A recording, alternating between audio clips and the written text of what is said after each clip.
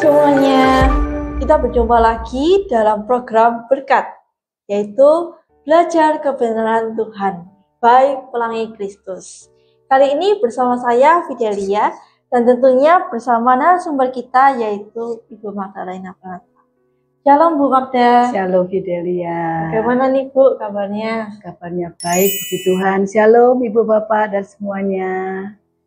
Nah Bu, di podcast yang lalu kita sudah mendengarkan bagaimana anak usia 3 tahun itu disebut basic dan juga mereka sudah bisa belajar kebenaran Tuhan. Yes. Nah, saya pernah baca di sebuah artikel dari Reading Christian Counseling yang menuliskan bahwa anak usia 2-7 tahun itu pemikirannya masih konkret dan mereka sering memahami sesuatu berdasarkan bagaimana mereka melihat sesuatu dan juga atau mereka mengalaminya dalam kehidupan nyatanya mereka.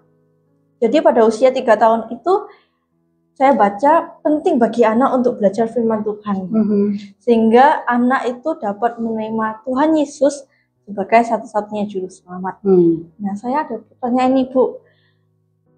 Yang mau saya tanyakan adalah bagaimana anak usia 3 tahun belajar firman Tuhan? Apakah mereka bisa mengerti gitu ya ketika diajarkan firman Tuhan?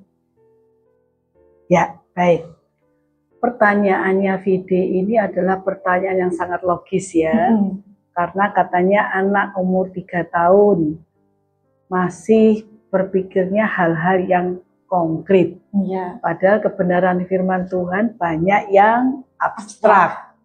Bagaimana mereka bisa mengerti? Nah, kalau begini, bagaimana mereka mengerti dengan logika? Nggak bisa. Berarti ada cara lain selain dengan cara logika. Gitu. Nah, jadi bagaimana? Jadi begini. Karena ini kebenaran Tuhan. Jangan bicara anak kecil. Bahkan orang dewasa pun, kalau tidak diterangi oleh Roh Kudus, tidak bisa paham kebenaran Alkitab. Karena kebenaran Alkitab ini memang bisa dijelaskan secara logika. Tetapi untuk dipahami, apalagi diimani, itu tidak bisa dengan jalur logika. Kalau tidak diterangi oleh Roh Kudus, maka logika manusia tidak jalan. Tapi ketika diterangi oleh Roh Kudus, maka logikanya ini bisa memahami. Nah, ini rahasianya. Jadi anak umur 3 tahun sampai umur 7 tahun, mereka bisa paham kebenaran Alkitab yang disampaikan dalam bentuk cerita. Ya, jadi waktu diceritakan tentang Tuhan Yesus Juru Selamat, Tuhan Yesus sayang anak-anak, Tuhan Yesus mengampuni dosa anak-anak. Kan anak-anak tidak paham apa itu mengampuni, apa itu dosa, apa itu kasih Tuhan. Sebelum saya jawab, saya berikan analogi. Gini, bayi belum umur 1 tahun. Ketika dipeluk mamanya dengan kasih sayang, dia bisa mengerti enggak kalau dia disayang mamanya? Pasti bisa. Nah, melalui apa? Merasakan. Nah, gitu. Sama. Jadi, kebenaran Allah yang akan disampaikan kepada anak-anak itu adalah kebenaran yang akan dikerjakan oleh Roh Kudus dalam hati anak-anak. Sehingga mereka bisa mengerti bukan melalui logika dengan pendekatan logika atau rasionalistis ya, tapi melalui bagaimana Roh Kudus memberikan pengalaman kepada anak-anak bahwa mereka dikasihi, memberikan kepada mereka dalam tanda petik pengertian bahwa ada Tuhan, tapi bukan dengan bukti, tapi dengan pekerjaan Roh Kudus. Gimana sih? Yang pertama begini, apakah ada dasarnya atau ayatnya bahwa anak-anak dari kecil sudah bisa menerima pekerjaan Roh Kudus? Ya, artinya begini, kalau apakah Roh Kudus bisa bekerja dalam hati anak? Bisa, pasti. Apakah Roh Kudus sanggup membuat anak kecil mengerti? Pasti sanggup. Tapi pertanyaannya, di mana ayat yang memberikan penjelasan atau memberikan pernyataan bahwa anak menerima pekerjaan Roh Kudus. Itu kan yang penting toh. Nah, satu ayat yaitu di Mazmur 71. Kita lihat ya. Mazmur 71 ayat yang kelima dan ayat yang keenam ya. Mazmur 71 ini Mazmur Psalm ya. Mazmur 71 ayat 5 dan ayat yang keenam. Saya akan bacakan dalam bahasa Inggrisnya. Ya, ini ayat ini penting dan bagus sekali ya. Ya, dikatakan begini. Ayat yang kelima. Psalm 71. For you have been my hope, O sovereign Lord, my confidence since my youth. From birth I have relied on you. You brought me forth from my mother's womb. Jadi dikatakan begini, Tuhan, Engkaulah pengharapanku dan yang memberikan kepadaku keyakinan sejak aku masih kecil. Bahkan dari lahir, aku sudah bisa bersandar kepadamu.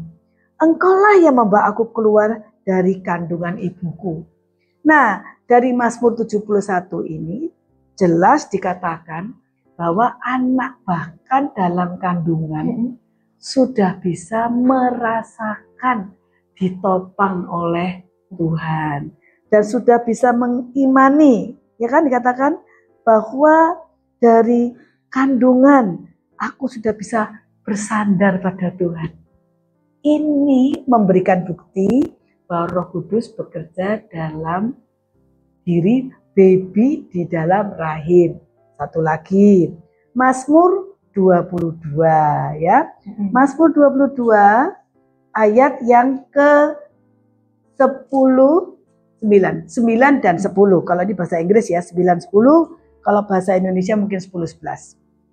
Di sini dikatakan, yet you brought me out of the womb. Kandungan. You made me trust in you, even at my mother's breast. Jadi di sini dikatakan, Engkau membawa aku keluar dari kandungan dan membuat aku percaya kepadamu. Ini jelas ayatnya. Bahkan aku bisa merasakan aman dalam dada ibuku. Lalu ayat 10, kalau bahasa Indonesia ayat 11. Dari lahir, from birth I was cast upon you. From my mother's womb you have been my God. Sejak dalam rahim ibuku, Engkau adalah Allahku. Berarti bahkan bayi, Roh Kudus bisa bekerja dalam diri seorang anak, bahkan bayi dalam kandungan, untuk bisa bersandar pada Tuhan, untuk bisa percaya pada Tuhan. Jadi, mengapa seorang anak kecil mungkin sekali bisa percaya pada Tuhan? Karena Roh Kudus yang bekerja di dalam mereka, bahkan sejak dalam kandungan. Itu sebabnya ketika kita, para guru di Pelangi Kristus, mengajar kepada anak-anak umur 3 tahun, kita bisa mengandalkan Roh Kudus. Roh Kudus, tolonglah agar anak-anak pada waktu kami mengajarkan kisah-kisah Alkitab yang Engkau sudah wahyukan kepada anak-anakmu ini, supaya mereka bisa mengalami Tuhan, bisa merasakan kasih Tuhan, bisa merasakan kebaikan Tuhan. Nanti kalau tambah umur dari yang dialami, lalu diberitahu, kamu mengalami disayang Tuhan, ya Tuhan itu baik. Lalu dijelaskan, makin umur bertambah, makin diajarkan tentang knowledge-nya, pengetahuannya. Tapi pengalamannya mereka udah punya. Jadi diajarkan tentang Tuhan mengampuni, memberikan damai. Jadi misalnya anak-anak kecil ini bertengkar nih, ya kan? Dorong-dorongan, pukul-pukulan. Lalu kita beritahu, Roh Tuhan sangat sedih. Tuhan Yesus sangat sedih karena tadi kamu memukul temanmu. Padahal temanmu disayang Tuhan, kamu disayang Tuhan. Kalau disayang Tuhan saling menyakiti, Tuhan sedih. Apa yang harus kamu lakukan? Kami harus minta ampun sama Tuhan. Oke, bagaimana caranya? Mari kita berdoa, diajak berdoa. Nah, waktu berdoa, kita berdoa, Tuhan Yesus, kiranya Tuhan menolong supaya misalnya Vide dan Villa yang tadi bertengkar sekarang minta ampun sama Tuhan dan mau berjanji saling menyayangi. Yuk Vide berdoa, nanti Vide berdoa. Yuk Villa berdoa, nanti Villa berdoa. Jadi melalui proses ini Roh Kudus bekerja, anak-anak itu bisa merasakan, oh Tuhan itu ada ya, Tuhan itu hidup ya, tanpa perlu dibuktikan. Tuhan hidup, penyebab pertama, gini gitu nggak perlu, ya. Itu nanti kalau sudah dewasa, kalau sudah mampu secara logika. Tapi dari kecil sudah diberitahukan, kalau kamu dari rumah datang ke sekolah, kamu dijaga oleh Tuhan melalui papa dan mama. Jadi mereka tahu ada Tuhan. Mereka nggak bisa melihat, tapi ada. Jadi mereka bisa percaya kebenaran meskipun tidak bisa melihat, tapi ada. Cukup gitu bagi anak-anak. Nggak perlu dibuktikan. Contoh, harus begini begitu, nggak perlu. Mereka bisa mengalami, oh jadi papa mama sayang sama saya itu karena Tuhan yang memberikan rasa sayang kepada saya. Kan gitu. Iya. Nah, jadi itu cara Roh Kudus bekerja. Sehingga ketika kita menginjili anak-anak, kita betul-betul berdoa Tuhan Yesus, tolong supaya pada saat ini mau mengajarkan anak-anak, mau menginjili anak-anak supaya mereka bisa percaya Tuhan hanya Roh Kudus yang bekerja dalam hati anak-anak. Gitu. Luar biasa ya. Berarti guru-guru itu mereka menolong anak-anak supaya mengerti kebenaran firman Tuhan. Tapi bukan hanya itu, tapi mereka juga berdoa bagi anak-anak. Betul. Saya melihat ternyata peran guru di sini penting juga ya. Nah, jadi guru itu harus tanggung jawabnya ya, harus menyampaikan dalam bahasa anak. Ya itu juga harus ya. Walaupun Roh Kudus bukan berarti lalu ngomongnya tinggi-tinggi. Roh Kudus tolong menolong, nggak boleh. Ya, tetap harus bahasa anak-anak. Misalnya kalau penginjilan, kalau di Pelangi Kristus memakai apa? Pada waktu masih kecil. Kayaknya ada metode yang 5 warna itu ya. Iya. Coba kamu ingat nggak apa itu? Ingat dong, ada lagunya juga itu. Iya. Kuning, putih, hijau, hitam, merah. Ya, urut-urutannya kuning, memberitahu kuning ini sangat indah, bercahaya, menggambarkan surga. Tuhan senang kalau anak-anak bisa bersama Tuhan selama-lamanya. Tapi karena manusia itu berdosa, tadi kita jelaskan hitam, ya toh. Nanti setelah hitam apa warna? Merah, darah Tuhan yang bisa mengampuni, karena hitam ini menggambarkan dosa manusia. Dan darah Tuhan Yesus itu yang akan menebus anak-anak, menjadikan hati anak-anak yang hitam menjadi putih. Jadi memakai warna, anak-anak bisa memahami dengan bahasa yang sederhana. Nanti kalau sudah makin besar akan dijelaskan apa artinya kerajaan surga, apa artinya hati yang dibersihkan sama darah Tuhan, itu akan dijelaskan. Tapi kalau untuk anak kecil harus sesederhana mungkin, dan biasanya kami akan melakukan begini. Orang tua diberitahu, 2 minggu lagi anak-anak akan diinjili. Gitu. Tolong orang tua mulai berdoa. Nah, selama 10 minggu itu kita mengajarkan anak-anak tentang kuning. Kita ajarkan tentang kuning itu surga, itu kita ajarkan 2 kali pertemuan. 1 minggu ya, Bu? Ya, jadi kalau 1 minggu itu artinya gini, 1 kali pertemuan.